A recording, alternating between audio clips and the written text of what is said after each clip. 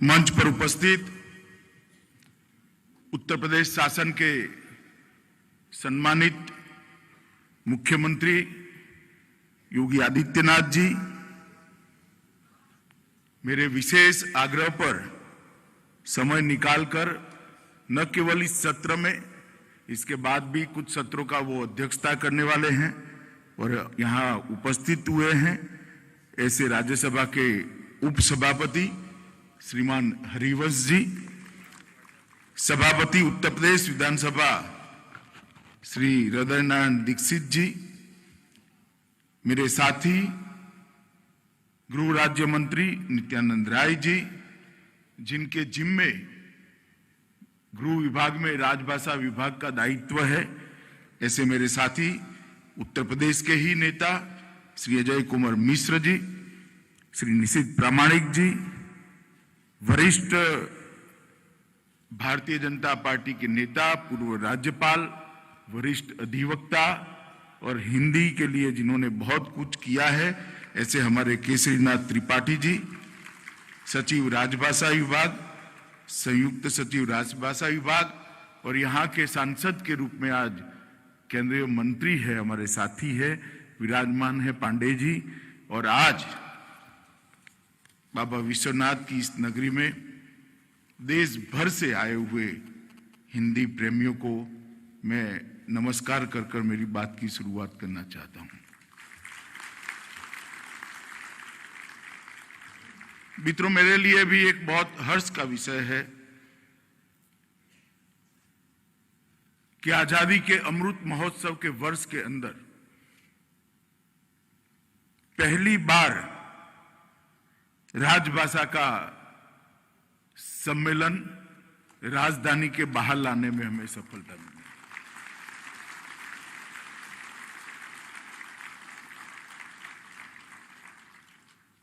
कोई भी सरकारी परिपत्र, अधिसूचनाएं तब तक लोकभोग्य नहीं होती है जब तक जन आंदोलन में परिवर्तित नहीं होती। और ये राजभाषा को गति देने का जो जरिया है, अखिल भारतीय राजभाषा सम्मेलन, उसको भी दिल्ली के गलियारों से बाहर निकालने का हमने 2019 में ही निर्णय कर लिया। मगर 2 साल कोरोना काल रहा, हम नहीं कर पाए, परंतु आज मुझे आनंद है कि योगानुयोग ही है, ईश्वर कृपा ही है कि ये नई शुभ शुरुआत उस वर्ष में होने जा रही है जो हमारा आजादी का अमृत महोत्सव है। और देश के प्रधानमंत्री मोदी जी ने कहा है कि अमृत महोत्सव हमारे लिए आजादी दिलाने के लिए जो हमारे पुरखों ने यातनाएं सहन की, सर्वोच्च बलिदान दिए, जो संघर्ष करा,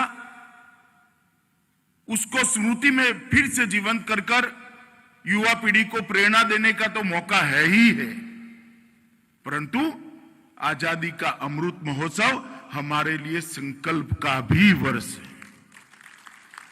इसी वर्ष में 130 करोड़ भारतीयों ने तय करना है कि जब आजादी के 100 साल होंगे, भारत कैसा होगा, कहां होगा, दुनिया में भारत का स्थान कहां होगा। चाहे शिक्षा की बात हो, चाहे संस्कार की बात हो, चाहे सुरक्षा की बात हो, चाहे आर्थिक उन्नति की बात हो, चाहे उत्पादन बढ़ाने की बात हो, भारत कहां खड़ा होगा, हर क्षेत्र में भारत कहां खड़ा होगा, इसका संकल्प लेने का यह वर्ष है। और 75वें साल से 100 साल तक का काल अमृत काल रहेगा और ये अमृत काल हमारे सभी लक्ष्यों की सिद्धि का माध्यम रहेगा। और मैं आज इस अखिल भारतीय राजभाषा सम्मेलन में कहने आया हूं कि हम सब हिंदी प्रेमियों के लिए भी ये संकल्प का वर्ष रहना चाहिए कि 100 साल जब आजादी के हो, तब इस देश में राजभाषा और हमारी सभी स्थानीय भाषा का दबदबा इतना बुलंद हो कि किसी भी विदेशी भाषा का सहयोग लेने की जरूरत न पड़े। मैं मानता हूं आजादी के तुरंत बाद होना चाहिए था, क्योंकि हमारे आजादी के 3 स्तंभ थे। आजादी का आंदोलन जो गांधी जी ने जिसको लोक आंदोलन में परिवर्तित किया, इसके 3 स्तंभ थे, स्वराज, स्वदेशी और स्वभाषा। स्वराज तो मिल गया, स्वदेशी भी पीछे छूट गया, स्वभाषा भी पीछे छूट गई। 2014 के बाद मोदी जी ने पहली बार मेक इन इंडिया और अब पहली बार स्वदेशी की बात कर कर स्वदेशी को फिर से हमारा लक्ष्य बनाने के लिए आगे बढ़े। और इस आजादी के अमृत महोत्सव के अंदर मैं देश भर के सभी लोगों का आह्वान करना चाहता हूं कि एक और लक्ष्य हमारा छूट गया था, स्वभाषा का, उसको हम फिर से एक बार स्मरण करें और हमारे जीवन का हिस्सा बने। और मैं बहुत स्पष्ट करना चाहता हूं, आज देश भर से हिंदी प्रेमी आए हैं, बहुत प्रयास हो रहा है हिंदी और स्थानीय भाषाओं के बीच में विवाद चल रहा है, एक राजनीति खड़ी है। मैं बहुत मन से मानता हूं, मैं भी हिंदी भाषी नहीं, गुजरात से आता हूं, मेरी मातृभाषा गुजराती है, मुझे गुजराती बोलने में कोई परहेज नहीं है, मगर मैं गुजराती जितना ही प्यार, बल्कि इससे थोड़ा अधिक प्यार हिंदी को करता हूं। हिंदी और हमारी स्थानीय भाषाओं के बीच में कोई अंतर विरोध नहीं है। हिंदी सभी स्थानीय भाषाओं की सहेली है, सखी है, और सखियों के बीच में कभी अंतर विरोध नहीं है। राजभाषा का विकास तभी हो सकता है जब स्थानीय भाषाओं का विकास होगा, और स्थानीय भाषा विकास सातत्यपूर्ण तरीके से तभी विकसित हो सकती है जब राजभाषा एक देश भर के अंदर मजबूत होगी। ये दोनों पूरक है, दोनों के बीच में कोई अंतर नहीं है। तो राजभाषा विभाग का काम है कि स्थानीय भाषाओं को हम मजबूत करें, और देश की जनता के, देश भर की जनता का ये लक्ष्य होना चाहिए कि हम राजभाषा को मजबूत करें। मित्रों, मेरे लिए एक और आनंद का विषय है कि जब हमने इस राजभाषा सम्मेलन को दिल्ली के बाहर निकालने का निर्णय किया, तो वो सम्मेलन, पहला सम्मेलन काशी में हो रहा है। विश्व की सबसे पुरानी नगरी है, बाबा विश्वनाथ का धाम है, मां गंगा का सानिध्य है, और हमेशा ऐसे मां सरस्वती की उपासना करने वालों के लिए ये स्वर्ग रहा है काशी। भाषा की उपासना करने के वालों के लिए, व्याकरण की उपासना करने वालों के लिए काशी हमेशा एक गंतव्य स्थान रहा है कि काशी जाएंगे और विद्या को प्राप्त करेंगे और अपने मुमुक्षा का, उसका समाधान करेंगे। ये देश भर के अंदर, पूरे विश्व के अंदर ये मान्यता है। आज उसी जगह पे आज हम आजादी के अमृत महोत्सव में यहां है और संकल्प लेने के लिए यहां है कि आजादी के अमृत काल के अंदर जब 100 वर्ष होंगे तब हम स्वभाषा का लक्ष्य भी हम पूर्ण करेंगे। मित्रों, काशी एक सांस्कृतिक नदी है। देश के इतिहास को काशी से अलग कर कर देखे तो लिख ही नहीं पाते। चाहे रामायण काल हो, चाहे महाभारत काल हो, चाहे उसके बाद में गौरवमय इतिहास जो देश का रहा वो हो, चाहे आजादी का आंदोलन हो, अब चाहे देश के विकास की दिशा में ले जाने वाला, देश को दुनिया में सबसे सम्मानित जगह पे पहुंचाने वाला प्रधानमंत्री जिस काशी से सांसद हो वो काशी। काशी को देश के इतिहास से अलग कर कर हम नहीं देख सकते। और जहां तक भाषा का सवाल है, काशी भाषा का गौमुख है। भाषाओं का उद्भव, भाषाओं का शुद्धिकरण, व्याकरण को शुद्ध करना और व्याकरण को लोकभोग्य बनाने में चाहे कोई भी भाषा हो, काशी का बहुत बड़ा योगदान है। और इसलिए इस सम्मेलन का बहुत बड़ा महत्व है। मित्रों, आज जो हम हिंदी बोल रहे हैं, लिखते हैं, उसका जन्म यही काशी के अंदर, यही बनारस के अंदर हुआ है। भारतेंदु बाबू हरिश्चंद्र को कौन भूल सकता है। हमने यही बनारस से ही खड़ी बोली का क्रमवार विकास देखा है, और एक खड़ी बोली का जो क्रमवार विकास हुआ है और एक समृद्ध भाषा बनकर आज हिंदी हमारे सामने खड़ी है, इसकी पूरी यात्रा को मैं प्रणाम करता हूं और वो हमारे लिए हमेशा प्रेरणा का स्रोत है। 19वीं सदी के अंतिम 2 दशक हमारे देश के इतिहास को देखे तो घटना बहुल थे। ढेर सारी घटनाओं समांतर रूप से देश भर में घटित होती गई। 1893 में आर्य समाज के अंदर एक आंदोलन चला। साकार और पश्चिमी शिक्षा के मुद्दे पर एक बहुत बड़ा मतभेद हुआ, और उस वक्त शिक्षा का माध्यम क्या हो, शिक्षा की भाषा क्या हो, इस पर पहली बार चर्चा हुई, जिसको अधिकृत चर्चा कह रहे हैं। और 1868 में पहली बार यहाँ पर कुछ ब्राह्मण विद्वानों ने इस मुद्दे को उठाया था और मांग उठी थी कि शिक्षा की भाषा हिंदी होनी चाहिए। और इस मांग को तत्कालीन लेफ्टिनेंट गवर्नर ने मान भी लिया, और नौकरों में जो अभिजात्य तरीके से उर्दू भाषा को प्राथमिकता दी जाती थी, उसको चुनौती मिलकर हिंदी राजभाषा बनने की दिशा में पहला कदम उसी वर्ष रखा गया। हिंदी भाषा का उन्नयन, उसका कोश और व्याकरण कैसा बने, इसकी शुरुआत भी 1893 में काशी नागरी प्रचारिणी सभा के स्थापना का कारण ही वो था कि हिंदी का शब्दकोश बने, इसका उन्नयन हो और उसके व्याकरण का कोई प्रारूप बने। हिंदी का पहला व्याकरण कामता प्रसाद गुरु ने इसी शहर में लिखा और उसको आगे बढ़ाया। हिंदी का पहला शब्दकोश हिंदी शब्द सागर यही बनारस के अंदर बना, और उसको फिर अनेक विद्वज्जन समृद्ध करते गए। हिंदी भाषा और साहित्य का पहला संगठित इतिहास पंडित रामचंद्र शुक्ल ने इसी काशी के अंदर लिखा।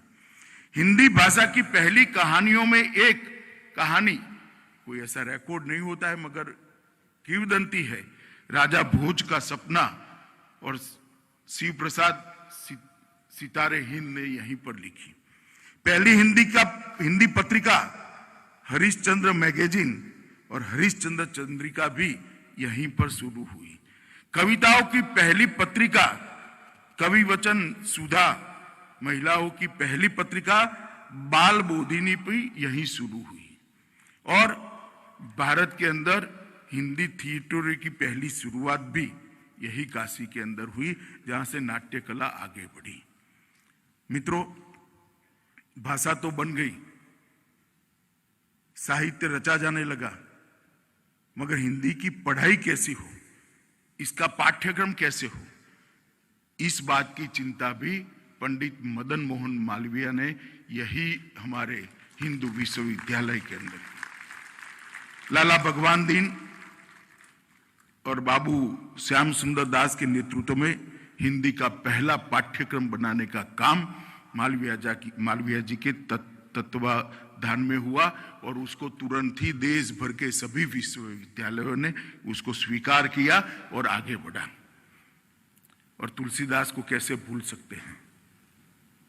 योगी जी ने इसका बहुत अच्छे तरीके से उल्लेख किया है। मैं इतना ही कहना चाहता हूं मित्रों, तुलसीदास ने अवधि में रामचरितमानस न लिखा होता तो शायद रामायण आज लुप्त हो गया होता। मानव जीवन को उन्नत बनाने की यह कथा कोई भी नकारात्मक पहलू रखे बगैर आदर्श पति कैसा हो सकता है तो रामायण में ढूंढ सकते हैं, आदर्श पिता कैसा हो सकता है रामायण में ढूंढ सकते हैं, आदर्श भाई कैसा हो सकता है रामायण में ढूंढ सकते हैं, आदर्श पत्नी कैसी होती है रामायण में ढूंढ सकते हैं, आदर्श शासन कैसा हो सकता है तो आज भी कहते हैं रामराज होना चाहिए, और आदर्श शत्रु कैसा होना चाहिए वो भी रावण के स्वरूप में हम रामायण में ही ढूंढ सकते हैं। कि जो मरण सैया पर पड़ा है और प्रभु श्री राम भरत को भेजते हैं कि रावण विद्वत जन है, इसने सुशासन के बहुत सारे पाठ अमल में लाए हैं, जमीन पर उतारा है, सोने की लंका बनाई है, उससे तनिक जाकर ये विद्या लुप्त न हो जाए, जाकर सीख लो कि सुशासन कैसे हो। और कोई झिझक के बगैर भरत को उन्होंने सुशासन के पाठ सिखाए थे। मित्रों, ये रामायण ग्रंथ को तुलसीदास जी ने यहीं आगे बढ़ाने का काम किया और वहीं से ये अवधि और जितनी भी हिंदी की बोलियां हैं उसको लोकप्रिय बनाने की भी शुरुआत हुई। अनेक हिंदी के विद्वान जयशंकर प्रसाद, मुंशी प्रेमचंद, आचार्य रामचंद्र शुक्ल, बाबू श्याम सुंदर दास, सभी ने यहीं पर हिंदी को आगे बढ़ाने का काम किया। और इसलिए मैं मानता हूं कि हिंदी को मजबूत करने का और घर घर पहुंचाने का और अपनी स्वभाषाओं को मजबूत करने का और राजभाषा के साथ जोड़ने का जो नया अभियान शुरू होने जा रहा है आजादी के अमृत महोत्सव के अंदर, उसके लिए काशी से उचित स्थान कोई हो ही नहीं सकता। और ये बहुत अच्छा हुआ है कि आज देश भर के हिंदी के विद्वान यहां पर उपस्थित हैं। मित्रों, हिंदी भाषा के लिए ढेर सारी चीजें कंट्रोवर्सी खड़ी होने का प्रयास किया गया, मगर वो समय अब समाप्त हो गया है। मैं बचपन से देखता था कि अंग्रेजी नहीं बोलने आती, अंग्रेजी नहीं बोल सकते, तो एक लघुता ग्रंथि की निर्मित बच्चे के मन के अंदर हो जाती थी। मैं आपको दावे से कहता हूं कि कुछ समय के बाद ऐसा समय आएगा कि मेरी भाषा में नहीं बोल सकता, इसलिए लघुता ग्रंथि का अनुभव। क्योंकि देश के प्रधानमंत्री जी ने अपनी कृति से गौरव के साथ अपनी भाषाओं को दुनिया भर के अंदर और देश भर के अंदर प्रस्थापित करने का काम किया है। शायद ही कोई प्रधानमंत्री होगा जिनको वैश्विक मंच पर इतना सम्मान मिला होगा जितना श्री नरेंद्र मोदी जी को मिला है। शायद ही कोई प्रधानमंत्री, मगर हर जगह पे नरेंद्र भाई ने दुनिया में भारत की बात अपनी राजभाषा में रखकर राजभाषा के गौरव को, जो देश अपनी भाषा खो देता है वो कालक्रम में अपनी सभ्यता को भी खो देता है, अपनी संस्कृति को भी खो देता है और अपने मौलिक चिंतन को भी खो देता है। और जो देश अपने मौलिक चिंतन को खो देते हैं वो दुनिया को आगे बढ़ाने के लिए कंट्रीब्यूट नहीं कर सकते, योगदान नहीं कर सकते। इसलिए हमारे लिए बहुत महत्वपूर्ण है कि हमारी भाषाओं को हम संभाल। मैं कई सारे लोगों को मिलता हूं, मैं देशों के नाम बोलना नहीं चाहता, मैं जब उनको पूछता हूं कि आपकी पहले भाषा कौन सी थी और वो भाषा का हाल क्या है आपके देश में, तो शर्म के मारे सर झुका देते हैं। मैं चाहता हूं कि 100 साल के बाद कोई भारतीय का सर शर्म के मारे न झुके, हमारी भाषा चिरंजीव बने, हमारी भाषाएं आगे बढ़े। और भाषा बहुत महत्वपूर्ण स्थान रखती है समाज जीवन को आगे बढ़ाने का, संस्कृति के धारा प्रवाह को आगे बढ़ाने का, और संस्कृति के धारा प्रवाह से निपजे हुए ज्ञान को दुनिया भर में फैलाने का ये भाषा बहुत महत्वपूर्ण शब्द। और इसीलिए हमारे यहां भाषा में अक्षर शब्द का प्रयोग कर रहा है। अक्षर शब्द देखने में सीधा साधा है, पर इसको जरा एक बार तोड़ कर देखिए। अक्षर, जिसका क्षरण कभी नहीं होता है, उसको अक्षर कहते हैं। और इसलिए हम इसको अक्षर ब्रह्म भी कहते हैं। हमारे यहां भाषाओं का इतना सम्मान हमारी संस्कृति के अंदर किया गया है। महर्षि पाणिनि, महर्षि पातंजलि और महर्षि भर्तृहरि ने भाषाओं के लिए अनेक प्रकार की विधाओं को हमारे देश के अंदर जन्म दिया। आज वो विधाएं लुप्त नहीं हुए, आज भी कुछ लोग संभाल कर उसको आगे बढ़ रहे हैं। और मुझे भरोसा है कि एक बार देश की जनता ये आजादी के अमृत काल में मन बना ले और हमारे देश का व्यवहार, हमारे देश की बोलचाल, हमारे देश का पत्र व्यवहार, हमारे देश का शासन स्वभाषा में चलना शुरू हो जाए, अपने आप महर्षि पतंजलि और पाणिनि हमें जो देकर गया है वो तुरंत पुनर्जीवित हो जाएगा मित्रों। और मैं आज इस सम्मेलन के माध्यम से देश भर के अभिभावकों को भी अपील करने आया हूं, उनको अनुरोध करने आया हूं कि आप आपके बच्चों के साथ अपनी भाषा में बात करें। बच्चे चाहे किसी भी माध्यम में पढ़ते हो, घर के अंदर अपनी भाषा में इनसे बात करिए, उनका आत्मविश्वास जगाइए, अपनी भाषा बोलने के लिए जो झिझक है उसके मन से एक बार निकाल दीजिए। इससे भाषा का तो भला होगा, मगर उससे ज्यादा भला आपके बच्चे का होगा, आपकी संतानों का होगा, क्योंकि मौलिक चिंतन स्वभाषा से ही आ सकता है। दूसरी भाषा रटी रटाए ज्ञान को तो दे सकती है, ज्ञान को अर्जित करना है और ज्ञान को आगे बढ़ाने का जो यात्रा है वो मौलिक चिंतन से ही हो सकता है, और मौलिक चिंतन स्वभाषा से ही प्राप्त हो सकता है। अगर आपने आपके बच्चे के मौलिक चिंतन को एक बार समाप्त कर दिया तो आपका बच्चा देने वाला नहीं बनेगा, लेने वाला बनेगा। और हर माँ बाप ने ये लक्ष्य रखना चाहिए कि मेरा बेटा, मेरी बेटी, मेरी संतान दुनिया को देने वाले बने, दुनिया से लेने वाले बने। और इसलिए ये भाषा, हमारी स्वभाषा को मजबूत करना बहुत जरूरी है मित्रों। दुनिया में लगभग 6000 भाषाएं बोली जाती हैं, मगर मैं मानता हूं कि भाषाओं के बारे में हमारे देश को ईश्वर की कृपा है, मां सरस्वती की कृपा है। सबसे ज्यादा बोली जाने वाली और लिपिबद्ध भाषाएं अगर किसी एक देश में है तो वो भारत के अंदर है। और हजारों साल का हमारा इतिहास, हजारों साल की हमारे संस्कृति का धारा प्रवाह इसके अंदर समाहित, उसको आगे बढ़ाना है। भाषा जितनी सशक्त होगी, समृद्ध होगी, उतनी ही संस्कृति सभ्यता विस्तृत होगी और सशक्त होगी, और उतनी ही चिरंजीव होगी।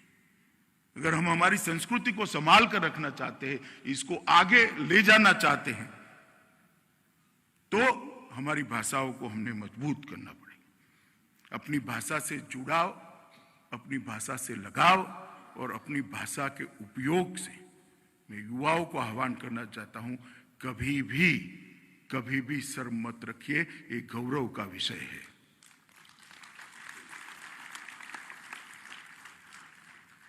और मैं फिर से एक बार कहना, मैं हिंदी में भाषण कर रहा हूं, हो सकता है कोई शब्द मेरे गुजराती में आ जाएंगे, मगर हिंदी में मैं बात करता हूं, गुजराती में शब्द आ जाएंगे, मगर देश भर से अलग अलग प्रदेशों से आए सारे लोग उसको समझ जाएंगे, उसका मुझे पूरा भरोसा है, क्योंकि हमारी हर भाषा एक दूसरे के साथ जुड़ी हुई है।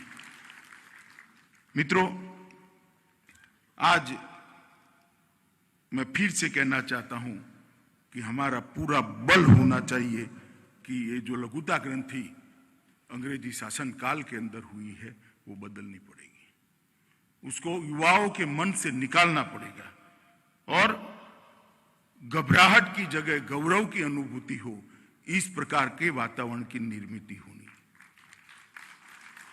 किसी भी मंच पर आप अपनी भाषा के अंदर आपके मौलिक विचारों को रखिए। एक जमाना था जब घबराहट होती थी, मैं बताता हूं एक जमाना अब शुरू हो चुका है जब गौरव की अनुभूति होगी। घबराहट से गौरव को बदलना ये बहुत बड़ी उपलब्धि है नरेंद्र मोदी जी के शासनकाल की। स्वभाषा ही अभिव्यक्ति को सुनिश्चित करती है, स्वभाषा ही चिंतन को गति देती है, और स्वभाषा ही नए परिमाणों को और नए परिमाणों की दिशा में सोचने के लिए हमें उद्वेलित करती है। स्वभाषा व्यक्ति के विकास के लिए बहुत महत्वपूर्ण है। मित्रों, आत्मसम्मान अगर हमें खड़ा करना है तो हमें राजभाषा और स्वभाषा दोनों को मजबूत करना पड़ेगा। मित्रों, प्रधानमंत्री जी के नेतृत्व में जो नई शिक्षा नीति बनी है, इसका एक प्रमुख स्तंभ है कि भारतीय भाषाओं का संरक्षण और संवर्धन और राजभाषा का भी संरक्षण और संवर्धन। शिक्षा का मूल आधार सोचना है। शिक्षा का मूल आधार स्मरण है। लिखाई पढ़ाई होती रहती है, इसीलिए एक जमाने में हमारे यहां श्रुति और स्मृति को महत्व देते थे, मगर सोचना और स्मरण करना दोनों चीजें स्वभाषा में जितने अच्छे तरीके से होती है, इतना कहीं पर भी नहीं होता है। और मैं आप सबको आग्रह करना चाहता हूं कि मोदी जी के नेतृत्व में जो नई शिक्षा नीति बनी है, इसका आप अध्ययन करिए। इसमें स्वभाषा पर, राजभाषा पर बहुत बल दिया गया है। और मोदी जी के नेतृत्व में अनेक प्रकार के अभ्यासक्रम, इंजीनियरिंग का हो या मेडिकल का हो, ये सब के अनुवाद अलग अलग भाषाओं में, अभी तक तो 8 भाषाओं में तो शुरू हो चुके, राजभाषा में भी शुरू हो चुके। इसकी पढ़ाई लिखाई जब जिस दिन इस भाषाओं में शुरू होगी, मैं बताता हूं अनुसंधान में हमारा देश सबसे ऊपर होगा, क्योंकि अनुसंधान अपनी भाषा में ही सबसे अच्छा हो सकता है। हमारा देश पिछड़ गया, इसका मूल कारण यह है कि पढ़ाई लिखाई, अनुसंधान के विषय हमारी भाषाओं में नहीं हुए। और मोदी जी ने ये जो परिवर्तन किया है, वो परिवर्तन आने वाले दिनों में भारत के भविष्य को बदलने वाला परिवर्तन होने वाला है, इसका मुझे अभी बहुत विश्वास है। मैं आज सभी इस सभागार के अंदर, तुलसी सभागार के अंदर जो लोग बैठे हैं, सभी को अनुरोध करता हूं कि नया शिक्षा नीति का जो एक मुख्य बिंदु है अपनी भाषाओं को मजबूत करने का, उसको आप देश भर में इसके स्वागत का एक माहौल बनाइए, इसके स्वागत के लिए एक अनुकूल वातावरण की निर्मित कराइए। जब तक देश की प्रशासन और नौकरशाही की भाषा देश की नहीं हो सकती, लोकतंत्र सफल ही नहीं हो सकता। प्रशासन की भाषा ऐसी हो जो 5-7% लोग समझ सकते हो, तो लोकतंत्र कैसे सफल होगा?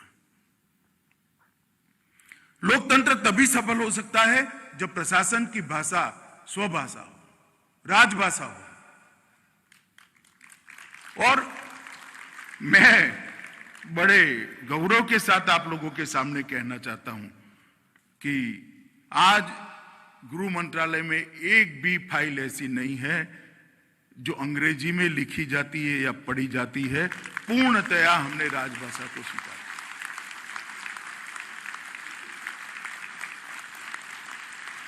और बहुत सारे विभाग भी इस दिशा में आगे बढ़ रहे हैं। और मुझे भरोसा है कि शासन तभी लोकभोग्य होता है जब आम जन की भाषा में शासन चलता है। आप कोई भी परिपत्र निकाल दो, कोई भी अध्यादेश निकाल दो, अगर जब आपके देश की जनता ही उसको पढ़ नहीं सकती, इसको स्वीकार कैसे करेंगे? और ये परिवर्तन मोदी जी के नेतृत्व में आ रहा है। मित्रों, अमृत काल के अंदर हमने कुछ लक्ष्य तय करने पड़ेंगे। किस देश की शिक्षा की भाषा स्थानीय भाषा और राजभाषा हो, इस देश की प्रशासन की भाषा स्थानीय भाषा और राजभाषा हो, इस देश की न्याय व्यवस्था की भाषा स्थानीय भाषा और राजभाषा हो, इस देश की तकनीक की भाषा स्थानीय भाषा और राजभाषा हो, और जनसंचार की भाषा, मनोरंजन की भाषा भी स्थानीय और राजभाषा में हो। अगर हम ये लक्ष्य तय करते हैं, और कोई संघर्ष करने की जरूरत नहीं है। ये उद्देश्य इतने बड़े हैं, सिर्फ हम विश्वास के साथ, आत्मविश्वास के साथ लोगों के सामने लगे, जनमानस उसको तुरंत स्वीकार कर लेगा। कोई संघर्ष मत करिए। राजभाषा के प्रचार के लिए किसी के साथ संघर्ष की जरूरत नहीं है। स्वभाषा के प्रचार के लिए किसी के साथ संघर्ष की जरूरत नहीं है। वो अब इसकी नियति है इसका बढ़ना, इसकी नियति है इसका आगे बढ़ना। हमें उसमें उद्दीपक का काम करना है, हमें इसको आगे ले जाने का वाहक का काम करना है। और वो आज मुझे लगता है कि हमने तय करना चाहिए। ये 5 जो चीजें हैं जहां भाषा को हमने मजबूत करना है, उस पर मेरा आप सबसे आग्रह है कि देश में इस प्रकार की वातावरण की निर्मित करने के लिए भी हम आगे बढ़े।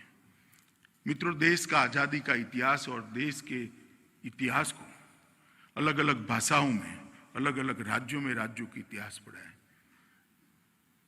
मेरा तो सभी विद्वज्जनों से आग्रह है कि इसका राजभाषा में अनुवाद करने की एक मुहिम चलानी चाहिए। गुजरात का इतिहास है, अगर वो गुजराती में है तो उत्तर प्रदेश का बच्चा कैसे पढ़ेगा? अगर ये राजभाषा में है तो पढ़ पाएगा। उड़ीसा का एक अपना इतिहास है, अगर वो सिर्फ ओडिया भाषा में है तो वो गुजरात का बच्चा कैसे पढ़ेगा? हिमाचल का बच्चा कैसे पढ़ेगा? अगर वो राजभाषा में है तो वो उसको पढ़ पाएगा।